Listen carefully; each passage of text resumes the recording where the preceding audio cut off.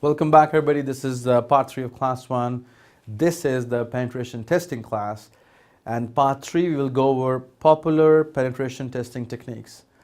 Some common ones we will cover is your passive reach, open source monitoring, network mapping, and OS fingerprinting. We'll also go over spoofing, network sniffing, Trojan attacks, brute force attacks, and also vulnerability scanning. So all these words, I know you've heard them, but you're not got so familiar with them, like your Trojan attacks, brute force attacks. We have heard them as an IT professional, but in this class, I'll get you a little bit more familiar with it. Okay, then we will also go over penetration testing process, all right? So let's begin. Let me walk you through some of the common penetration testing techniques first, right? So number one is passive research. So passive research is normally carried out during a start of an external penetration test, all right? And it provides information about the configurations of the organization and the organization systems by using your public domain sources such as domain name servers, your DNS, your Usenet. So these are some of the good examples. So a good example of Usenet is, or a usernet, is your news user groups, and ARIN, which is basically stands for your American Register and American Registry and Internet Numbers, ARIN, ARIN. Yeah. So next is your penetration testing technique is also an open source monitoring. So basically, when you say that open source monitoring, so this technique basically facilitates an organization to take necessary steps to ensure its confidentiality and integrity, right? So which is basically referred to as the open source monitoring. So moving on, next technique is our network mapping and OS fingerprinting. So this provides an overview. Basically, your network mapping and OS fingerprinting provides an overview of the configuration of the entire network being tested.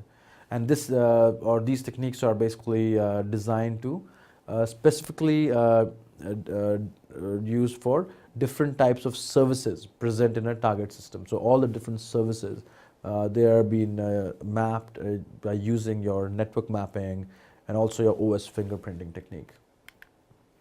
Next one is spoofing, right? So what is spoofing?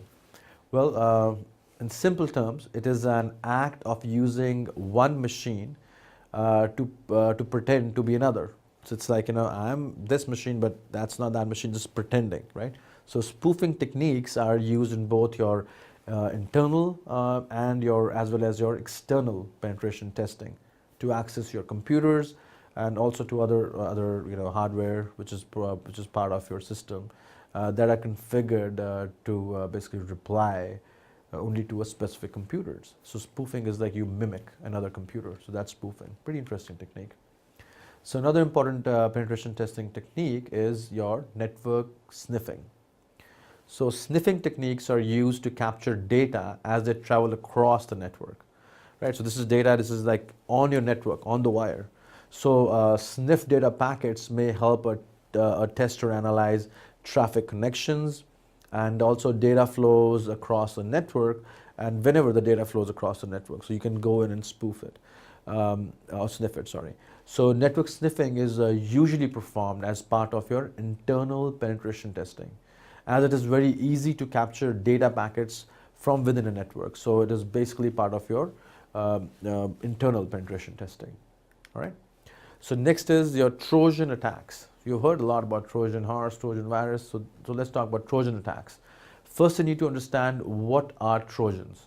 So basically, Trojans are malicious code or programs that are usually sent to a network as an email attachment or transferred by a chat room. Somehow they make their way inside a particular network, right?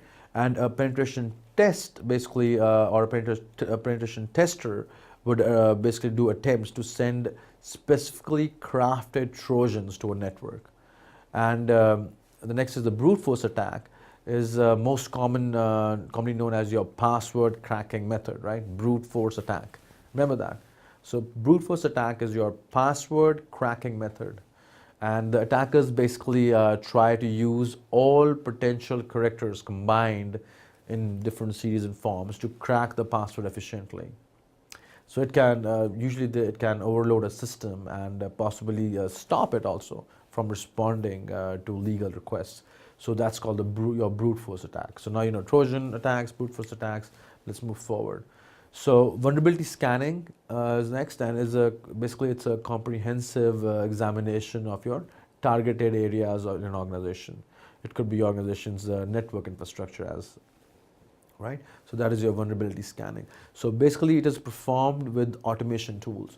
So the penetration testers usually use different tools to do vulnerability scanning, and they basically say that, okay, let me find where are the weaknesses in a particular organization's network infrastructure, right? So these automation tools, the first when they start working, they test a large number of weaknesses present in the system against a known vulnerability database or security holes, right? It provides your hand-on tools to network administrators, and that can be used to identify vulnerabilities because because usually the attackers, they exploit them. They know that, oh, we have a vulnerability database. Now let's look at the different security holes which could be potentially still there, and because they have not patched it or they forgot to patch their systems. So that's also one reason. Last is you should also know about the scenario analysis. So the final phase of testing makes risk assessment and vulnerabilities much more accurate. So that is also pretty critical. Okay, so moving on. So let me teach you a little bit about different elements of penetration testing process. So before performing a penetration test, it is very, very important, or I would say it's necessary to define the range of testing, right? So for different types of penetration testing, different types of network devices which exist. So you need to have, what is the range of my testing? Where does it start? Where does it stop? So the testing criteria are basically your target to the entire network and system, or it can simply target your device, such as your web servers, routers, firewalls, DNS servers, mail, etc. So you have to define that beforehand. So that is very critical to know. So let me look at some of the elements which will help you determine to properly define a range for a test, right? First is the extent of the test. You should know the target of the test. You should know the geographical location of the test. One thing else which you should also be familiar with is the person who is going to conduct the test. So next part of the penetration testing process is around performing the actual penetration test. So each company basically ensures that the processes that are implementing or they want to implement for a penetration test are appropriate. So these involve few things. One is you are gathering all the information which will significantly provide you all the security vulnerabilities, right? Next is it is basically responsibility of the tester to make sure that the applications, the networks, and all the systems are not vulnerable to a security risk, and this could allow unauthorized access moving forward. So now comes the important part, that is the reporting and delivering of results, which is the last part.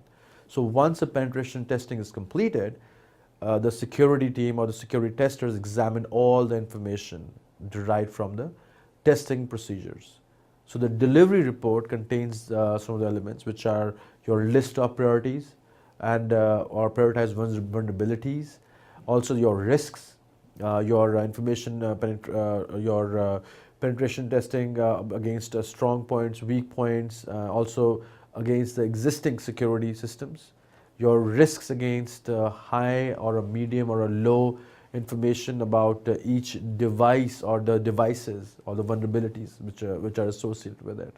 So these are some of the things which you should know, right? So testers usually make recommendations when they give the report. They make recommendations for repairing the found vulnerabilities or the list of vulnerabilities, and also they provide you with with technical information on how to fix those vulnerabilities. And as a penetration tester, you should provide these. And also, these vulnerabilities could be the vulnerabilities found in the system or in your devices. They could also provide some useful resources to the organization, such as internet links that may help them to find additional information about, say, some kind of patches. Also, give links to some downloads and some repair steps where for the vulnerabilities they have found. So that is also recommended. So next is the scope of penetration testing. So we have two kinds of tests, which are non-destructive tests and destructive tests, right? The names are pretty obvious. So non-destructive tests mainly consists of your scanning and basically scanning, or you can say identifying remote systems for potential vulnerabilities. So once vulnerabilities are detected, then is the time to investigate, also to verify the findings and mapping the vulnerabilities to a proper exploits, and also exploits which are affecting your remote system. So all these need to have proper care, to avoid disruption of service, which is very important. So you've found your vulnerabilities, you've found exploits, you have to take proper care so that your system disruption doesn't happen, right? All right, so you can say that with proper care to avoid the disruption, it does not attempt like a denial of service attack, right? So why should we not perform the DOS attack? So DOS, or the denial of service attack, is all about stopping, or you can say jamming the application, to stop all the services, because it is the main purpose of a denial of service attack. So in non-destructive, we are only going to access and not perform any interruptions or network, we don't want to jam the network. So that is what a non-destructive method is, and we are not going to provoke or not going to launch as a penetration tester a denial of service attack. On the other hand, the destructive testing, we can launch a DOS attack and also buffer overflow attack when you're about to test a system. So let's go over some of the key scopes for destructive test. First and foremost thing that you need to do is to test, when you're performing a test, is to test and scan, and also identify the remote system for potential vulnerabilities. Then you need to investigate and verify the findings. Basically, you have to map the vulnerabilities with proper exploits. Also, you got to attempt the denial of service, or you can say your DOS attack and a buffer overflow attack. All these can be part of your destructive testing. So now you know the key differences between both these tests. This brings us to end of class 1, and I've gone over all the 3 parts. In class 1, let me just recapture what we did. In part 1, you learned about what is penetration testing, what is a penetration test. I explained briefly to you penetration testing and its definition. I also covered why we need penetration testing, and in part 2 we also went over the details around the need for pen testing, and with the threat and impact model, which I went over first. Then I also explained to you why you should do, or what you should do when performing penetration testing. Also, we went over the different qualities that make a good pen tester, and we also went into a little depth and detail down there. In part 3, in this part, we talked mostly about the popular penetration testing techniques. I kind of explained to you briefly about them. And finally, in the end of this class, we went over the pen testing processes and details around that. So I'll see you in class 2, and thanks for joining.